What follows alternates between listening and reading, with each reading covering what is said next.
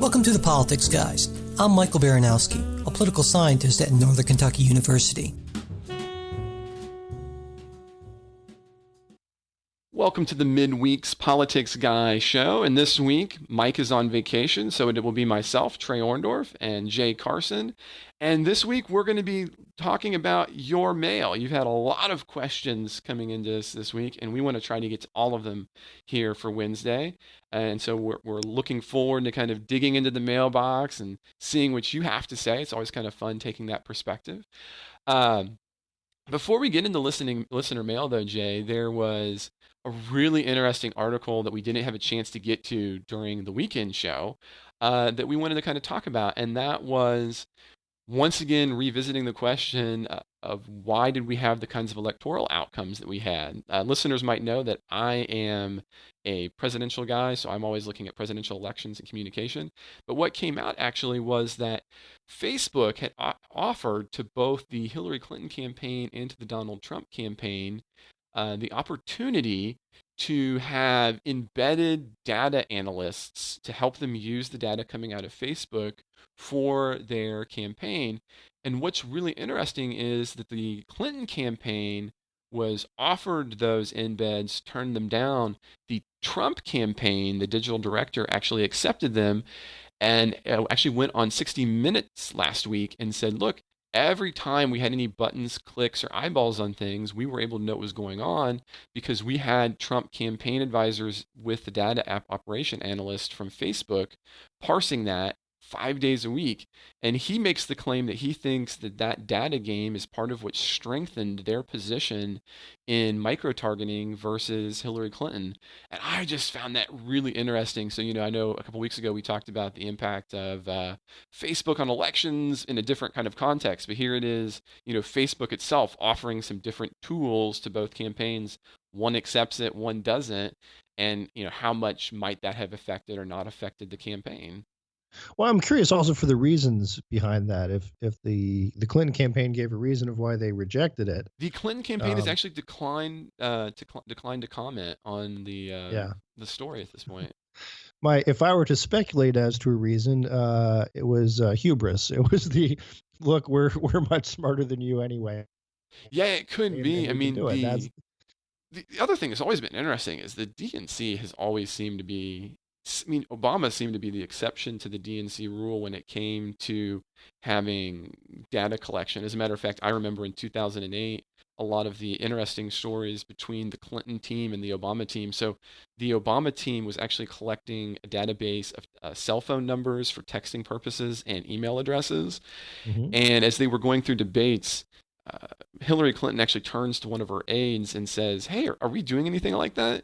And the answer was no. They didn't have anybody's cell phone number, so they had no texting ability. It was the first campaign where you saw some widespread text usage. It was actually in the primary between Hillary and Barack Obama.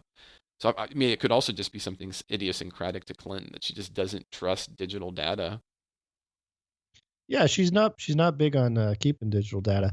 But I really, from everything I've read, just the tenor of the Clinton campaign, and so much, their mantra was our data beats your anecdotes.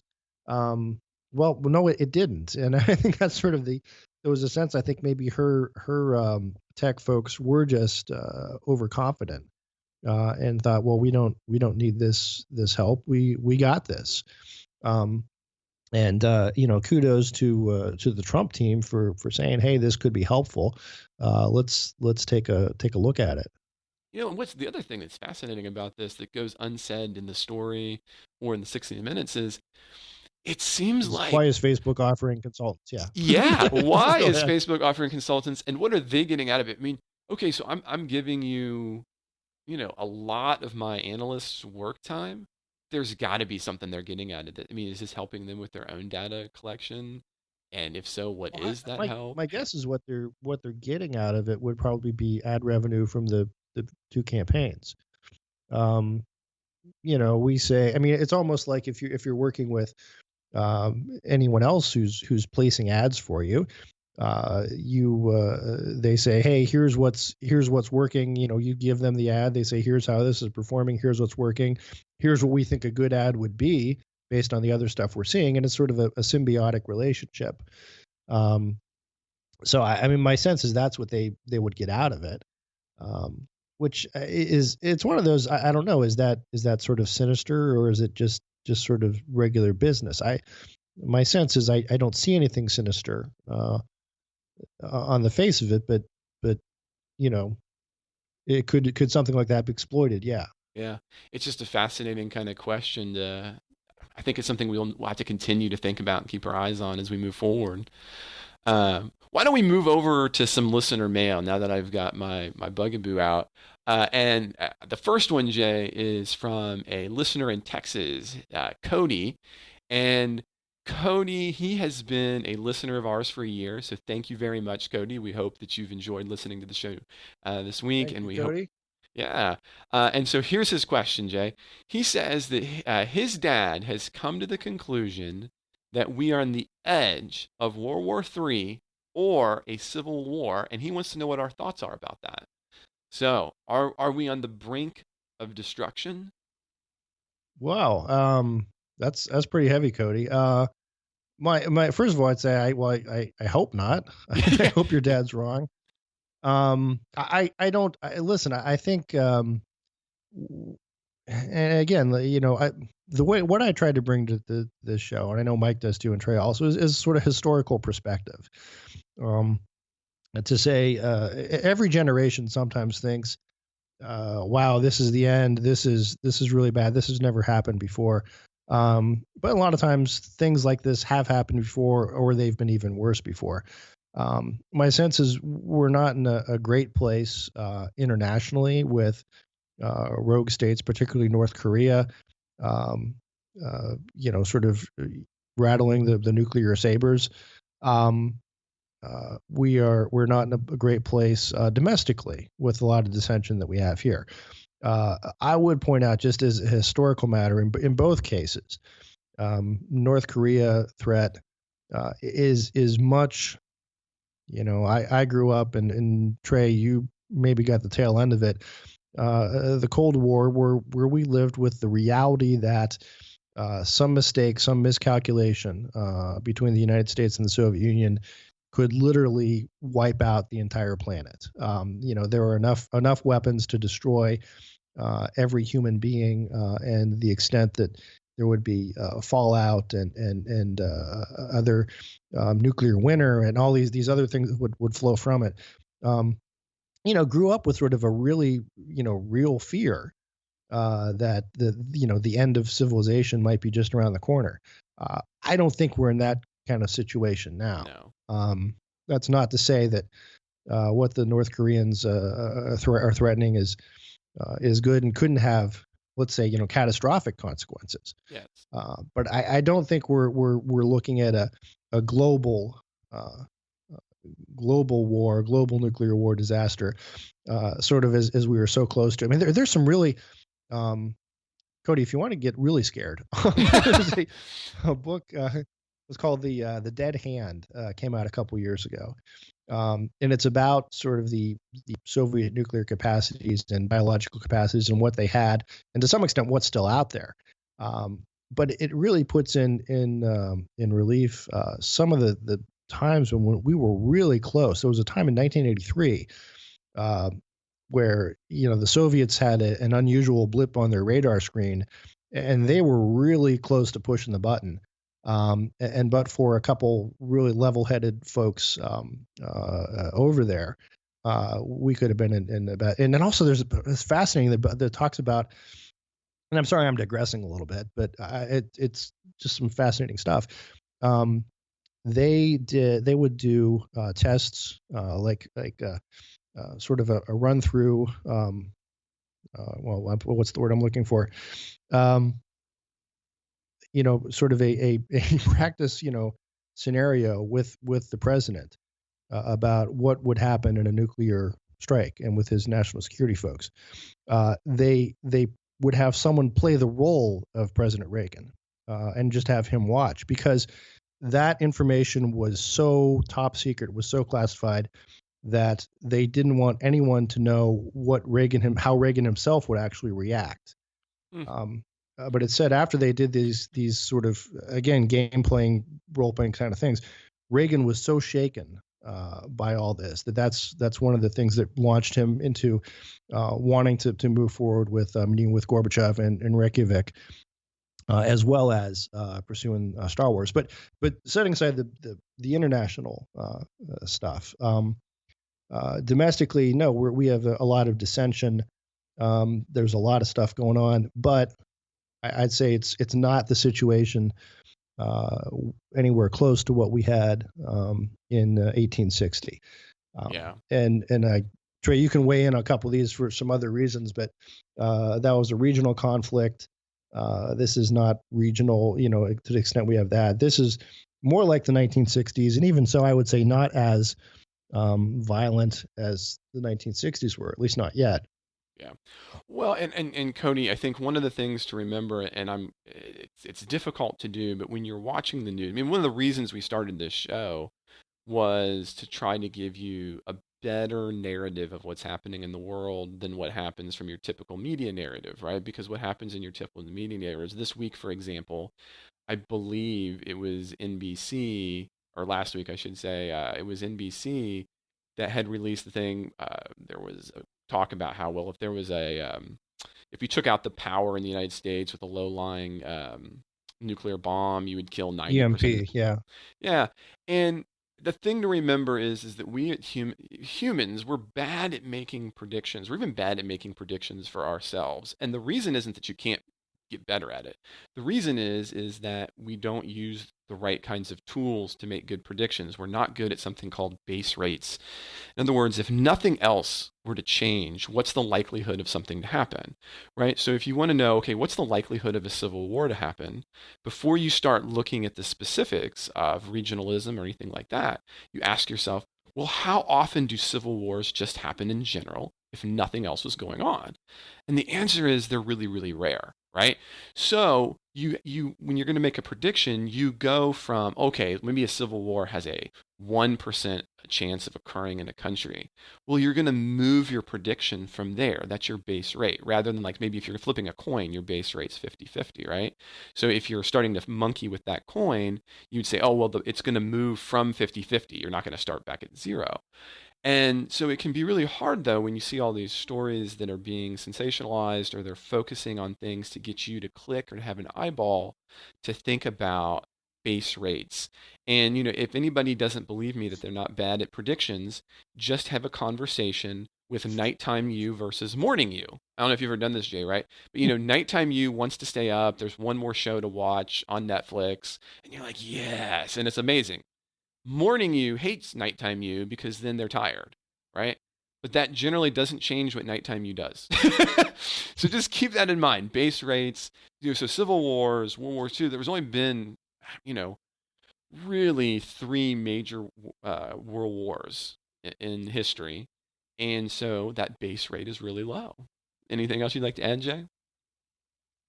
No, again, I would say just looking at the politics of this, our Constitution is structured such that it's pretty durable, and there can be a lot of bending, and I'll tell you, I don't like some of the bending, but it doesn't necessarily break, and I don't see that as a concern. Yeah, and lastly, I'll say, listen, if there were to be a civil war, my money's on Texas. So yeah, okay, I agree with me. I don't know. I think here in Florida, I mean, I No, think we could I'm stop just you. saying, if it is if the Civil War is something of the ideologies of, say, a California versus a Texas, I would give the Texans the upper hand, both in terms of armament and in terms of sort of stick-to-itiveness. They Yeah, but would again, yeah, I mean, but yeah, it's would just take, it's low, but I can understand why no, you're I dead know, in my Cody. Yeah, book. Yeah. Cody. Let's yeah, put your mind at rest. I don't think either one of those are a real possibility. That's not to say there's not strife ahead, but we'll get through it like we always have. So before we get to our next listener email from Tom, why don't we do our first ad? And this week, our first ad is actually Casper. Casper, I don't know about you, Jay, but I am a runner. I put in about 20 or so miles a week. And, I also cross train because I'm working on a triathlon. And so sleeping is a really big deal. You don't recover if you're on sad, saggy, ready for the curb mattresses. And what you got to do is you got to move something better. And what I'm going to be talking about is a Casper mattress. I sleep on one, and let me tell you, it's not only a definite upgrade over what I had before, it's the best mattress I've ever had. I've had the best recovery on it without question. Um, and I know that I think you should. Don't you have one too? I don't have it. I have several family members who do, Oh, and okay. they are not runners, but they still swear by it, and have been really impressed and give it high praise both for the convenience, the technology, and just the rest that they get on it. Well, and the tech, I mean, they've got all sorts of engineers on the payroll, and they've come up with a combination of very supportive memory foam that gives you just the right amount of sink and bounce. And it's designed to be breathable. So if you're like me and live in Florida, where it's about 100 degrees in December, you still can sleep, and you're going to appreciate that. And it's not just And it's also delivered to you. You don't have to spend time at the awkward mattress store trying to pick one out. laying where somebody else is laid, grossly enough. They've already got over 20,000 reviews with an average of a 4.8 stars. Plus, just as Jay was just mentioning, they've got free shipping to the US and Canada and a 100-night risk-free deal. If you don't love it, they'll pick it up and refund you everything. So it's designed, developed, and assembled in the United States. And best of all, right now, Politics Guys listeners get $50 toward any mattress purchase by going to casper.com/TPG and using promo code TPG. That's casper.com/TPG, promo code TPG. Terms and conditions apply. So, our next email, Jay, is from Tom. And this is Tom in Williamton, North Carolina. I love North Carolina, so lucky you, Tom. And he says that he's been listening to the discussion we've had on the show of gun policy, and he's been frustrated. And he's frustrated because he doesn't like guns. He won't have one in his house. And he knows that having a gun in his house is going to create a risk of it being stolen or used against him. It could accidentally kill him or his family or be used by someone in my house to commit suicide. What he says is, quote, a gun I do not own cannot kill me. At the same time, I understand the Second Amendment exists and what the Heller decision says, although he thinks it's wrongly decided. So here's my question and comment. We manage a lot of stuff in our society around the margins, doing what we can to make everything work a little better. What we do is reasonable. We license drivers to weed out people who shouldn't drive. The same with doctors and lawyers. We can just let everybody drive, do surgery, or practice law, but we kind of know that's not a good idea. Sure, if someone wants to do those things and don't care about a license, they can give it a try, but we'd punish them. So what we do is reasonable. Why shouldn't we do the same thing with guns? That's from Tom again in North Carolina. So Tom, Okay. why don't we start by kind of taking this on? Again, I want to start by saying that I am sympathetic and I understand. You want to. I don't think anybody doesn't want there to be better outcomes, right? I mean, I think that's everybody's hope here. And I don't think anybody, libertarian or conservative, is going to be arguing that we're taking these positions because we just want to have a what does it matter anyway mentality. But I would like to point out to things like, and again, I know this is soon, but like the Las Vegas shooter, he did in fact have a background check, and he did in fact have to get credentials to get those weapons, and he still had those weapons. So but your argument might be, and I think what I'm kind of hearing, although you're not coming out and saying it, is, well, we need to make that a whole lot more stringent to prevent any kind of gun crime from occurring Second Amendment, Heller or otherwise. I mean, do you think I'm summing up I think so, but I think the well? important thing is, again, Tom wants everyone to do something reasonable, and I think everyone wants something reasonable.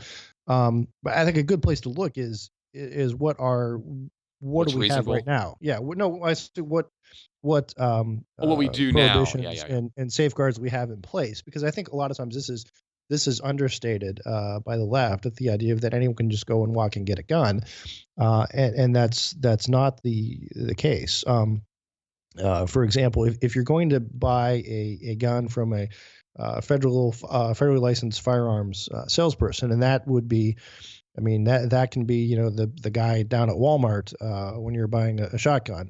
It could be, again, someone in the gun store, and so forth.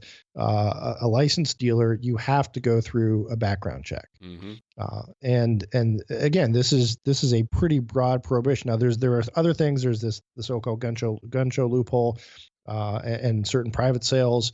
Um, but set those aside for a minute, because again, they're a very small portion of all guns sold, and secondly, there's hasn't been any. They haven't been tied to any sort of criminal attacks, that we've seen. Um, so I look, there's a pretty robust um, uh, uh, requirements for purchasing guns, and different states have even another layer of protection, and that can vary from state to state. For example, if you want to have a concealed carry permit, not only do you go through the background check and so forth, but you also have to go through a training regimen, certification, and so forth. And again, the rigorousness of that can vary from state to state. But in most states, it Um, at a but minimum, like you said, it includes a class, and it also includes that you have to be able to actually shoot accurately a weapon to pass. right, and you have to renew it every couple years, again, depending on your state. Um, so I mean, I just want to, make sure everyone understands it. It's not as if there are no regulation on guns, and in fact, And as the in Las Vegas and shooting and in doc told most, every, I'm yeah, sorry. go ahead. I was just gonna say. I mean, and to your point there, and in most states, there. As a matter of fact, it might be everywhere. This one, I'm not sure. Maybe you know as the lawyer, Jay, but there's a waiting period for handguns. Yeah, that would, I think, differ from state to state. Oh, okay. Um, there had originally been a 5 day waiting period for all guns through federally licensed firearms, and the idea was you needed the 5 days in order to conduct the background checks. But now the background checks, because everything's electronic, can be done so much quicker. It's It it's can be just done in about minutes. It's crazy. instantaneous. Yeah. Um, but regardless, those pieces are out there already. Um, and I think what you see is we've had this in place, in some cases going back to the 1930s. I mean, sort of back to the Al Capone days, and that's when alcohol, tobacco, and firearms. And there's a reason those are looped or lumped together. It seems like an odd combination, perhaps now, but it didn't in, I should say, the 1920s. The prohibition era, where that's when you started regulating guns and had these things: no machine guns, no automatics. There was another wave of regulation in the late 60s, following the assassinations that had occurred. Um, that we have this, again, it's a pretty robust system. And I guess that's sort of the conservative position and is that, look, we have all these things out there already, and yet still we have shootings. So that's either telling us that this what we have is inadequate, and if someone can come up with something that's more adequate in order to screen people, that would be great.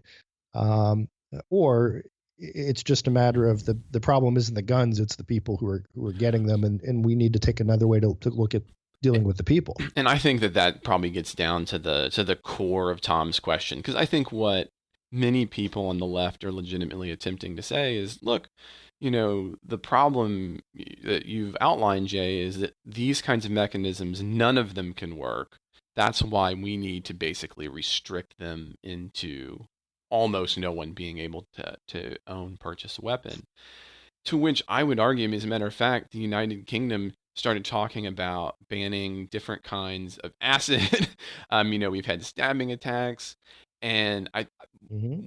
the problem is that we can And have incidentally, conversations more people are killed by knives in America than there are killed by by guns. guns every year. And as a matter of fact, when you actually And bore down. that's not to say that, yeah, you don't fix the one because the other's a problem, but Yes, but the thing, and Tom does note this in his email, when you take a look at homicide, or you take a look at deaths by weapon, most of them are suicide.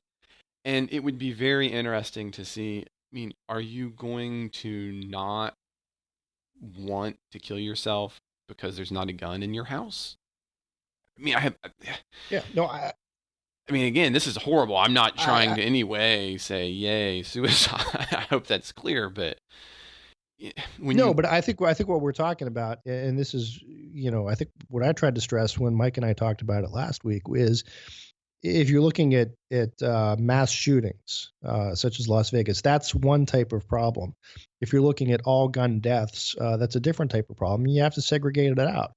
And if you look at suicide by gun, I think there's a lot of data that shows, look, the availability of the gun makes suicide kind of easier, quicker, and more certain than other ways. Um, there are less sort of steps where you either might change your mind or someone else might intervene. It's pretty much instantaneous. Uh, so yeah, if you cut down on gun ownership, could you reduce suicide? I don't think that's an unreasonable um, conclusion to draw. But as you point out, there are plenty of other ways to kill yourself, and maybe the focus ought to be not on how one commits suicide, but on preventing people from wanting to commit suicide in the first place. hmm And that's a different problem entirely than the Las Vegas shooter. It's a different problem entirely than gang shootings, or shootings in a crime, or the other big piece of this is, you're much more likely to be shot by someone than you are by some random stranger. Domestic shootings, and again, that's a different. Those are all different problems, and it's easy to say, well, the one commonality is guns, so let's just ban the guns. Um, but first there's the Second Amendment, and second, I don't think that's really gonna cure everything. Yeah, and there are, as a matter of fact, I think sometimes in these stories it always seems like, okay, well, the only reason you're holding on to weapons is some kind of, primal instinct that could just be solved other ways. But just to give one historic example, during World War II, we were just talking about, global conflicts. One of the reasons that any kind of invasion of North America was ruled out by the Japanese, we have the access to these documents now, was the generals basically said, look, if we come in, what are we going to do? Are we going to try to take on everybody who has a gun on the western seaboard? Yeah. And the answer was no. And so, I mean, again, I recognize that as being an extreme example, but I just want to reiterate that there are positives to having weapons as well. It's not just always a defense. And And yeah, Jay. I should just say again, this is weird because I don't like to inject too much of my personal self in this. I just try to say, hey, here's the conservative argument. But look, Tom, I'm kind of with you. I don't have a gun. I don't want a gun. I've never felt I needed one. And I agree. If I had one in my house, in all likelihood would more likely cause me more harm than anyone else. Um, but but that's not to say that I want the government to make that. I mean, that's my decision, and that's your decision. And what troubles me is when the government steps in and says they're going to make that decision for someone else who is in a different circumstance than me, who may very well need a gun for personal protection or for whatever. So, I think I just want to put that out there. I mean, you can hold both ideas at the same time. You can still say, "Hey, I'm anti-gun, but I support the Second Amendment." I agree. And before we move on to another listener mail piece, why don't we go to our next sponsor, which is DaVinci. In this age of Skype and Slack and FaceTime, and trust me, I do a lot of this with students, face-to-face meetings still matter. I mean, until we have Star Trek like hollow projections, which, by the way, would be awesome, and I'm waiting for that. The face to face meeting is still by far the best way to get to know people, iron out issues, and sign deals. But do you really want to meet an important client or an investor in a coffee shop down at Panera? No, that doesn't exactly scream professionalism. The good news is that now you can skip the noisy coffee shop and the expensive hotel conference room you might have been considering and simply book DaVinci Meeting Room. DaVinci provides you instant access to over 5,000 incredibly affordable meeting rooms in well-known office locations in every city. And they make it totally easy. Just search, book, and meet. Your DaVinci Meeting Room comes fully staffed and equipped with all the latest tech, plus, of course, high-speed internet. Whatever you need. Crap, I got to start over there. Okay. So- I was gonna. I don't know if it would be appropriate to put in a. So if you're going to take a meeting with Harvey Weinstein, That's a good question. We actually might get in trouble with audio. yeah, we probably shouldn't. We probably shouldn't. But that would be hilarious. Wouldn't you prefer the Weinstein? Yeah, if Harvey had only had Da Vinci, he wouldn't have run into these problems. But. Well, the other problem though is this is the midweek, and we did Weinstein in the one I'm going to do Right. today. Okay, so we're going to restart in 3, All right. 2, 1. Whether you need a day office or a conference room, a boardroom or a training space, DaVinci has what you need to make your next business meeting a success. Best of all, DaVinci meeting rooms start at just $10 an hour. Entrepreneurs, startups, and Fortune 500 companies all enhance their image with professional meeting spaces from DaVinci. Book your space now at DaVinciMeeting.com/TPG, and the first hour is on them. That's DaVinciMeeting.com/TPG, and your first hour is free.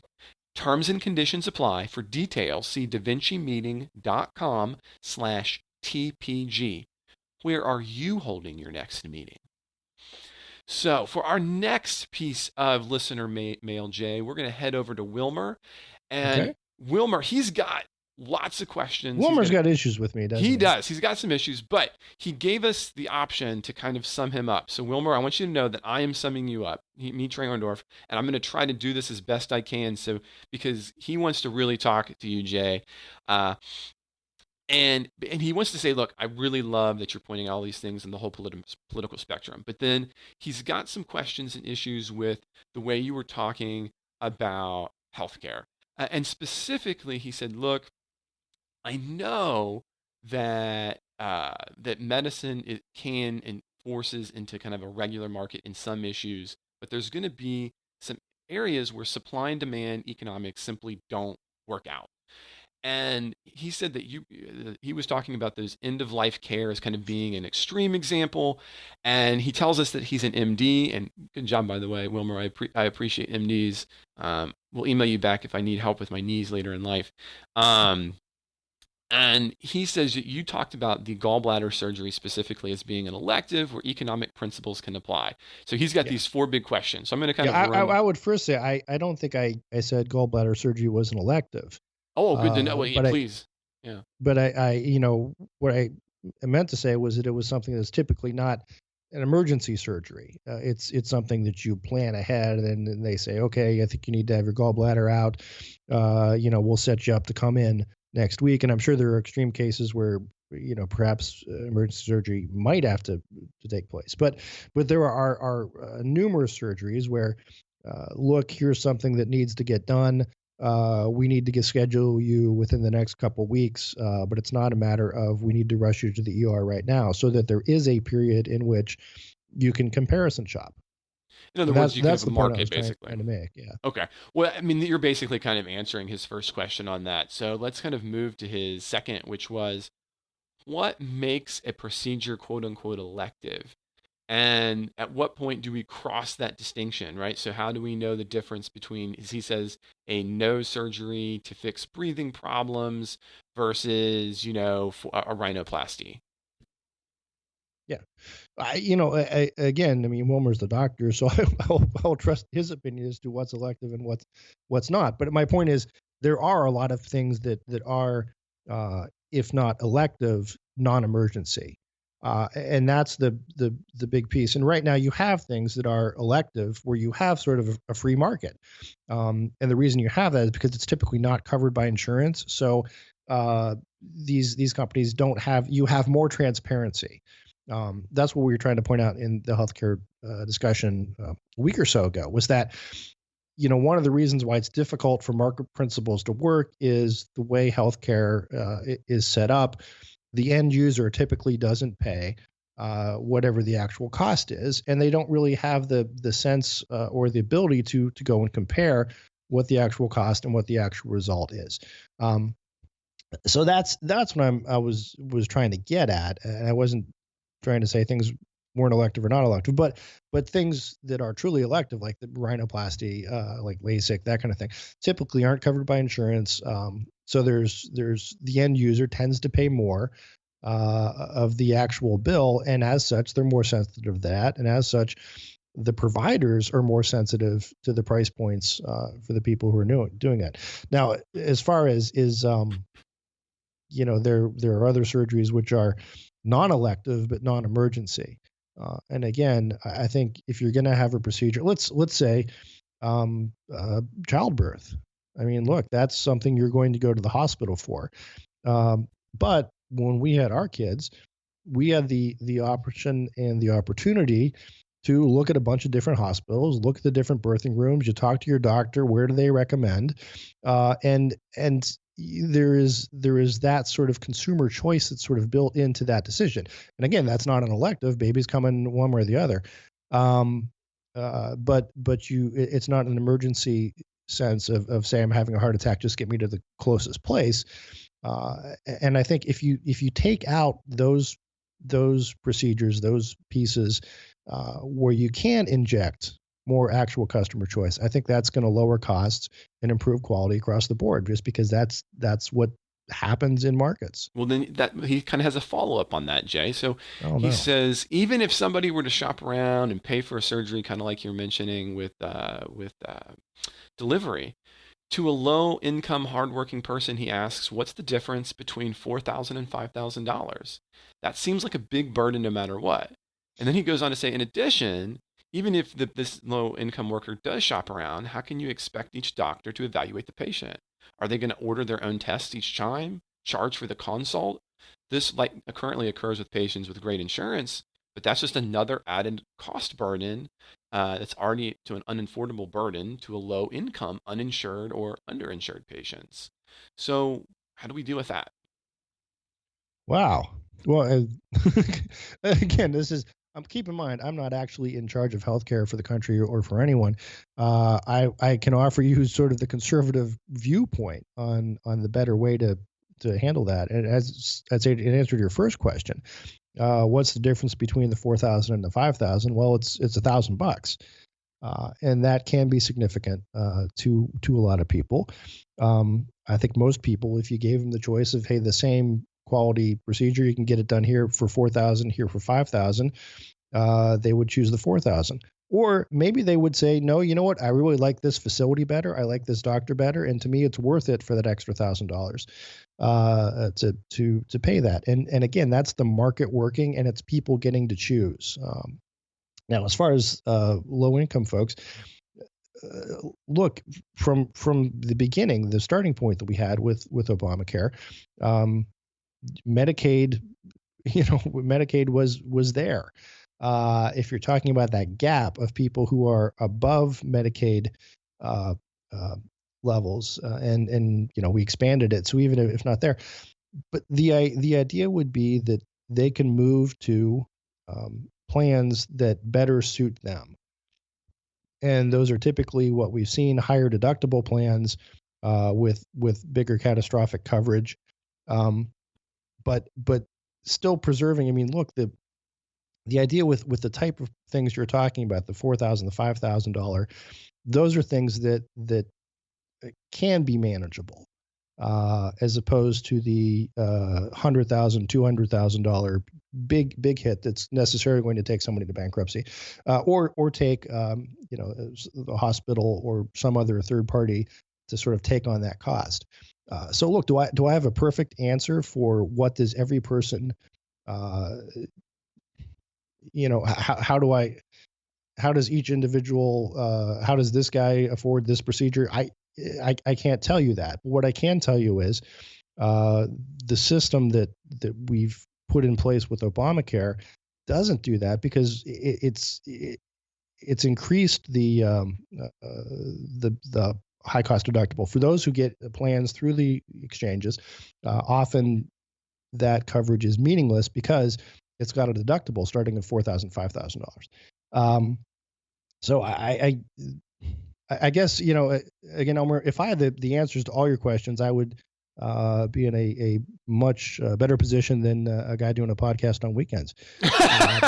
So look, I get that, and my point is that we need to look more to the market, which has done more to bring more care to more people and better quality care historically than any sort of state diktat saying this is what has to happen, this is not what has to happen, and also preserving patient choice is something that's important. So, Yeah, and I mean, so in kind of his final follow up that we need to finish up on I here. almost got more questions, don't you? Right? Yeah, well, he basically says that you and Michael had agreed a few weeks ago that universal health care is a good idea, but it can open the door to abuse. He basically said, look, isn't it willing to deal with the abuse if we can help all those people in need? And maybe I can help on this one, Jay. And this is tough. I mean, because I had actually taken kind of this position a couple of months ago in the podcast, and we were talking about it. So I think that's why I'm not the one getting the hit, and you are. But one of the things to keep in mind about the market is not that anyone is arguing that it is the absolute best way that one could distribute things. It's simply the best way that we can make it work for things to distribute, right? And so, I mean, a great example would be, say, cell phones. So, in the cell phone market, right, when I was in college, very few people had, I mean, some people had cell phones, some people didn't have cell phones. Quickly, people were getting them. But now today, I mean, I don't have any students that don't have a smartphone, right? Now, at the top end of that, those are really expensive things to do, right? I mean, I don't know if you guys did you like see the new Right. iPhone X, right? It's going to be a grand, right? That's we're talking about medical procedure prices there. But at the same time, because the iPhone X exists and it kind of has those kinds of technologies, it comes down the pipeline. So if you can get a Moto X for a couple of $100, that when I was in college, that I thought, well, that's the future. How could you want anything more than that? That's what we're arguing about in markets. It's not that it's perfect, and it doesn't mean that everybody's going to get an iPhone X who wants one. And when you're talking about medicine, that can be, you have questions about how that ought to go. But it does mean that more people than ever will have things like a couple years from now, everybody will have the same features the iPhone X has. Mhm. And that is the beauty of a market, even if we can take a look at it and see problems with it, in the immediacy. You kind of agree with that, Jay? Yeah, I do. And look, I pointed this out on our Saturday show. Um, the idea that people are just being thrown out into the streets if you don't have medical care, that's it's just not true. The question comes down to where does the burden for paying for it fall? And typically it has been hospitals that have picked up that burden. Um, is there a better way to allocate that? Maybe one thing that a lot of states have done are things like high risk pools, um, that they would subsidize insurance for people who are high risk, have serious chronic conditions, and can't get insurance elsewhere. Um, I mean, that's one of many possible solutions. Something else, and this is I should have mentioned this on Saturday, so I'll mention it again now. But the Trump changes to the Obama rules, which would allow small businesses to enter into associations, consortiums, to pool their employees across state lines. to buy insurance. Again, that brings more people into the pool, lowers the price, spreads the risk. Those are things that couldn't be done before that can be done, and I think would help spread coverage with better coverage. So yeah, is there always a perfect solution? No, but are we always going to need some sort of safety net? I think so, and I think we're always going to have that safety net. It's just a question of where the burden of paying for it comes. And to Trey's point on technology, I'd go back to my gallbladder example, and Elmer, you could probably back me up on this one. Is that, look, if you had that kind of surgery 20, 30 years ago, it would have been much more expensive and probably riskier than it is now. It's something that, again, years ago would have required multiple day hospital stay, risk of infection. And now so many surgeries are done quickly. You spend a day or so in the hospital, and then you're out. Many things that used to require long inpatient stays can now even be done outpatient, and the results are better. The price is lower, and there's even the added bonus of you're less likely to get infections, you're less likely to have other complications. So I mean, that's just an example of where technology is taken us so far, and it's just going to keep getting better as long as you have a reason to drive it. And the reason to drive it is, like it or not, unfortunately, often a profit motive. So if you can do it better and cheaper, people will. But without a market, oftentimes that sort of drive to improve isn't present, or is not as prominent as it is with a regular market. Yeah. Well, before we Wow, go, did I get them all? That was like, you did. You finally got all of Wilmer. I hope we've answered your questions, Wilmer. And before we thank head you for out, writing well. Seriously, yes, those are good questions. Yeah. and thoughtful, everybody. And we'll talk more about that. But I just want to mention, as we've kind of finished up, our two sponsors for this week midweek show. We have Casper. You're ready you need that new bed. I know you do. You need that recovery. Why not go with Casper, the bed that has a 4.8 star review? And best of all, Politics Guys listeners get $50 towards any mattress purchase by going to casper.com/TPG and using promo code TPG. That's casper.com/TPG, promo code TPG. Terms and conditions apply. Second, we had DaVinci. DaVinci, book your space now at davincimeeting.com/TPG, and the first hour is on them. That's davincimeeting.com/TPG, and your first hour is free. Terms and conditions apply. For details, see davincimeeting.com/TPG. Where are you holding your next meeting? And I think we just generally, Jay, want to thank all of our listeners for taking the time to email us with such thoughtful and interesting questions, engaging us on social media. I know that I always have a lot of fun engaging questions. There's a lot of fun being on the midweek show and responding to all of you. Thank you so much. We really appreciate that.